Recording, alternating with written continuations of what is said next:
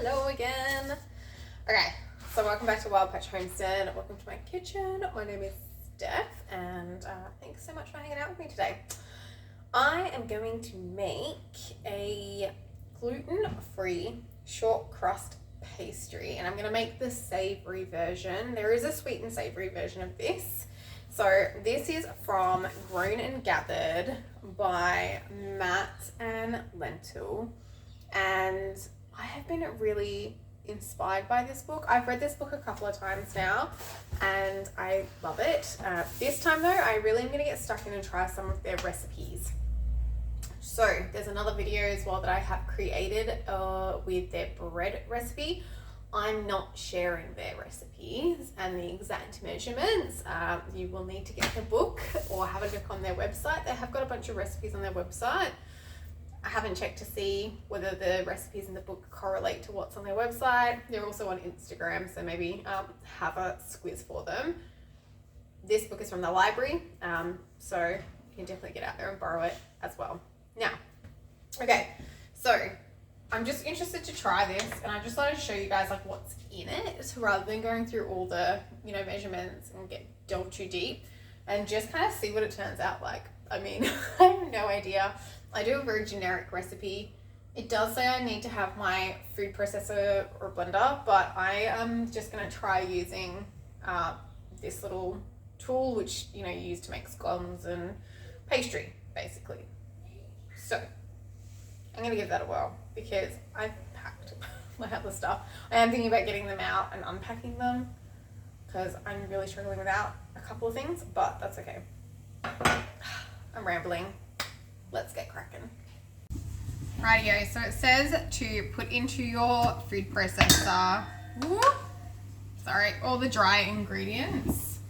So I think we'll just chuck in our bowl. I've got my my scales here, so I'm just gonna measure that way. Way easier. Okay, so we've got rice flour. Whoa. Which is actually really good because I don't use my rice flour a lot. I used it a lot with sourdough bread. It is fantastic for like lining your bowl and tea towel and banneton, whatever you're using. It just helps stop everything sticking. Okay, so that's the rice flour. We've also got buckwheat flour.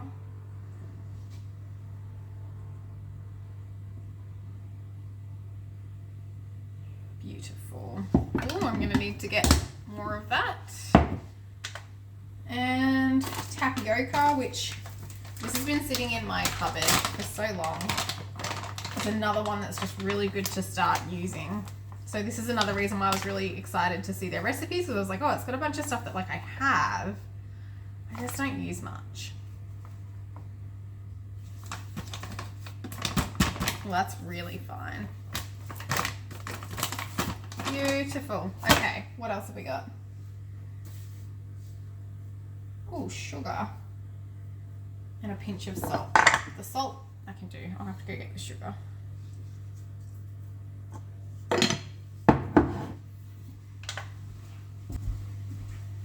And it says 3 tablespoons of unrefined sugar. Now I've got raw because... Oh, hang on. I'm doing the sweet one by accident. I don't want to sweeten it. This is for, well, actually I don't know what I'm making yet. I haven't decided. Maybe a pie. You know what? You add sugar if you want to make it sweeter. That's enough for me. I don't want to actually make this sweet. So that was my bad. Okay, let's just get that combined.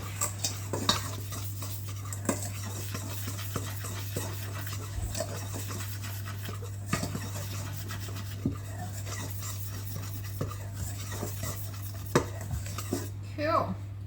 I'm going to make a little bit of a well. It's so fine, this flour. That's so interesting. Okay, and now it says to add the wet ingredients. So it needs 120 grams of butter. I don't even know how much I even have in my butter dish. So guess we'll see. I did get another one out the fridge, and I know it's not meant to be chilled, but you know, you just gotta work with what you got sometimes. I don't think we'll be far off though. It does say cold, but I mean it's still winter here, so.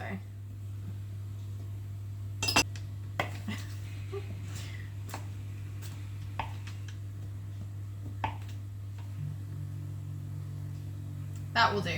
That is close enough, I've decided. And then I meant to add a couple of eggs, but I've only got 2 eggs left, you see, because my chickens, I've just decided to worm them. And so we don't eat the eggs after that, and which means I don't want to waste my eggs. I feel like I should have whisked the egg first, but like this is gonna make a whole mess. Maybe I'll do that first.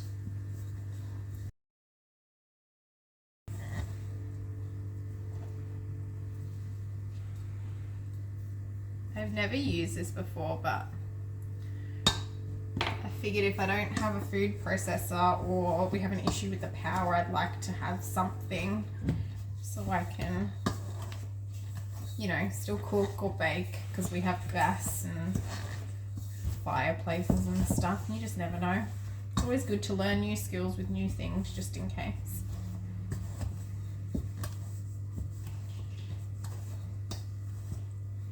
So once this is starting to break up a bit, I'll add the water. They did just say just to add it all, but I kind of like, so because I've made a lot of scones, I like to break up the butter quite well first, and then add the water to get it to all combine. So I am still deviating slightly from the recipe. I know, I do it all the time. Do you know what though? Most of the time it still works out, so. Whew, that's a bit of an arm workout. Alright, there's still little bits of butter, but what we'll do, it's so awkward. I'm just trying to like smoosh. I wonder if there's like a technique. Like I'm kind of twisting. I should have watched someone use this first before I showed you all. But you know what? Like I say, we're learning together. And I think it's always kind of nice to see the realistic side of people as well.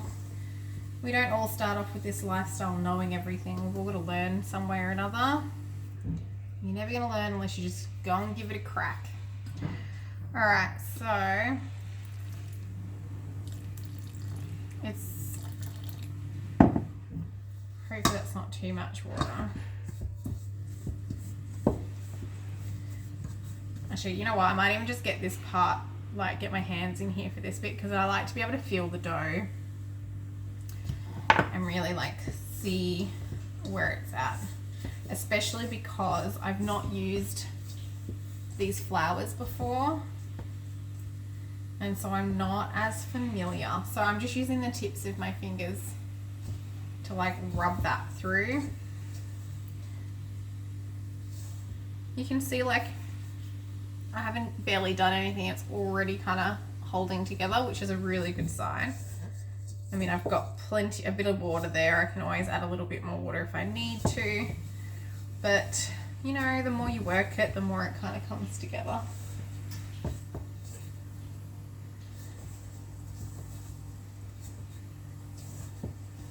Alright, so I really want to start getting this into an actual dough. A little water goes a long way when it comes to pastry making. But I also normally make pastry with a food processor, just because it always turns out so good. But I really wanted to try doing it all by hand. I know it's probably the rice flour, but like it's still really Oh, that's not bad. I feel like some of it's starting to really come together.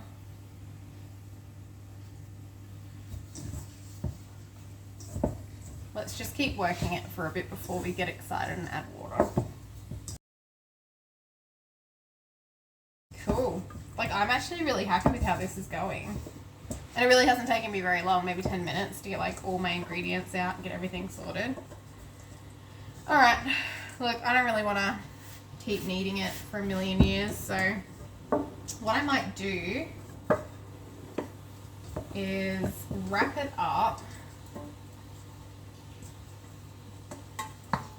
and pop it in the fridge for a bit.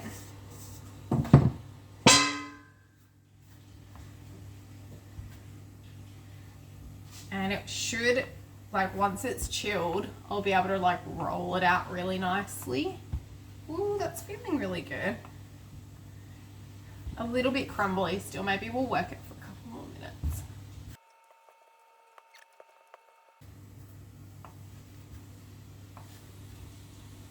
Look at that. That is coming really nice.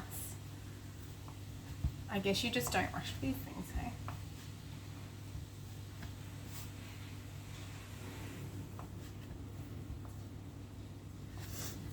If you can see an animal running around, it's just the ferret. I don't know if she ended up in the video at all. She's like running around under my feet. And she's just hanging out. We try and let her out every day for just for an hour or two. When she was little, she would need to be out for like 4 to 6 hours. But she is, I think she's 6 years old now. And ferrets only live 6 to 10 years. So she just comes out for like an hour and she's exhausted after that and asked to go back into her cage. So she sleeps about 22 and a half hours a day. I think she's lazier than our snake actually, which is kind of funny. All right. That's so nice, guys. That's like silky. I'm so glad I kept going for a bit longer because like that, I know you can still see it's crumbling, but like it's so soft. That's incredible. But it definitely is so different to any pastry I've ever worked with. So I'm just gonna like smush it.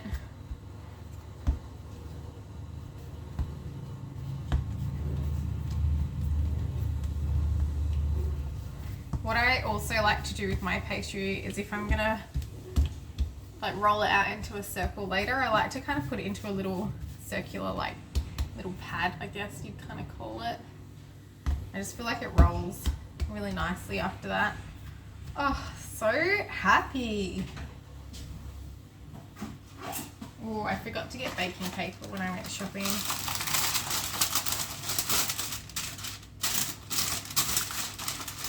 I've had this one a while.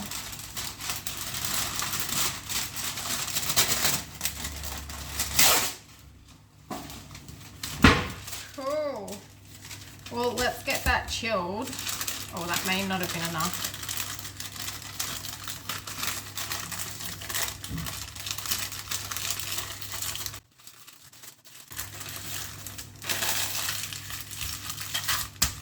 Alright, this is going to go into the fridge now, so probably just for a few hours. I don't really know what the time is. It's around 4, so I might even, if I can get away with it for a couple of hours, I'll try and make dinner out of it tonight. Otherwise I'll whip something up for tomorrow, but sorry if it's too loud. My husband's pressure washing the backyard, so not the backyard, but anyway. So yeah, I'm gonna make a lentil shepherd's pie, so I might even just use this for the base as a bit of an experiment and see how that goes. Otherwise I use up my veggie stew that I have preserved and I just like pour that in and just make like a soupy pie thing. So gives me options anyway. So let's do that. I've just got my pastry out of the fridge. I'm just gonna start rolling it. It's really solid. It's only been about 2 hours. think that's enough because this is honestly going to take me a little bit of working it. I'm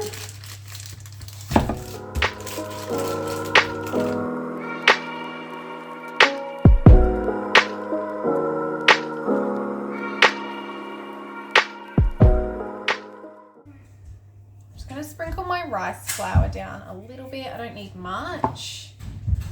I just do not want this sticking.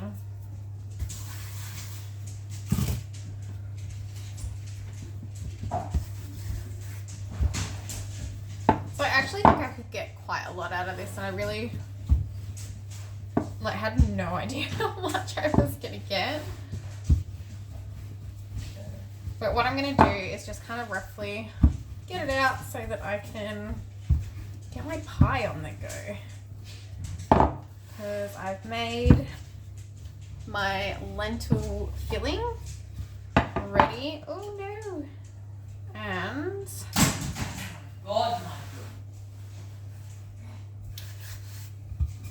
I want to kind of get this on the go now, ready. I've also just, these are my homegrown sweet potatoes. Look how bright they are, honestly. Beautiful. At least it's made quite a lot, like that's a positive. All right.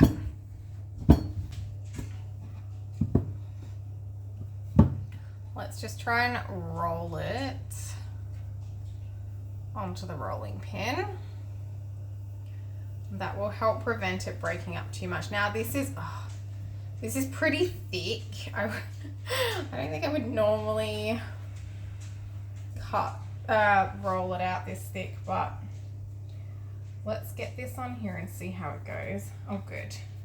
All right, so it's starting to break apart, so we're just going to start smushing it into the cast iron.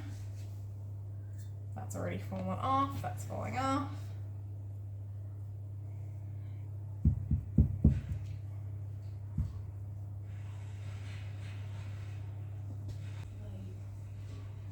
So now it's just trying to make it work, basically. It's actually good because the cast iron's hot. I melted a bit of butter in here before I did this. I just find that it helps the pie not stick to, I mean, cast iron's pretty good, to be honest. That's why I like to use it. Not much like sticks. That sure is rustic looking, and I've actually got so much left over. So I'm gonna make some little cheesy bites for the kids, and my husband and I, we all quite like them. I literally will just like stuff a piece of cheese in a bit of pastry and then chuck it in the oven as well. That's always good. Okay. I'll show you the final result when we're done. Fresh out the oven. I think that looks really good. I probably could have left it go a little bit longer, but we are hungry. All done. So I'm pretty happy with that. Some of it fell apart, but this one held together, so. All right, well, that's the pie. That's the pastry. It tastes pretty good. It's a bit crumbly, but we're pretty happy with it for, you know, a gluten-free pastry. That was pretty good. All right, well, I'll leave it there. Hope you guys have a good one. Thanks so much for joining me today. I'll see you again soon. Bye.